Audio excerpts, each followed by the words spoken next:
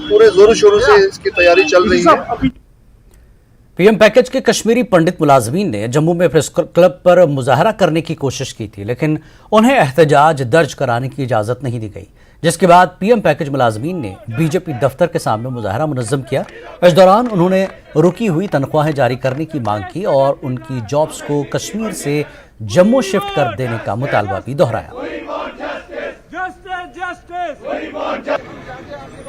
कि हमारी सैलरी शिवरात्रि पे बंद है, मेहरबानी करके हमें फोर्स मत कीजिए ज्वाइन करने के लिए जहां पे हमारी जानों को खतरा है। आप एक ऐसे प्लान लेके आइए जिसमें आप केपी एम्प्लॉइज की सेफ्टी, सिक्योरिटी, रिहेबिलिटेशन और एक ऐसा मॉडल डेवलप करते हैं जिसमें ये हमेशा लाइफ टाइम के लिए कश्मीर घाटी में रह पाएगा।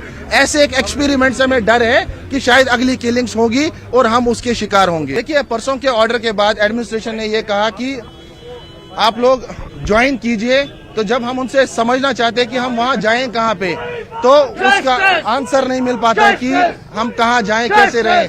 हालात जैसे मई 12 से पहले एम्प्लॉयज के लिए थे, वैसी हालात आज भी है। तुर्की में जलजले के बाद राहत के काम जारी हैं। इसी बीच मरने वालों की तादाद में लगातार इजाफा हो रहा है।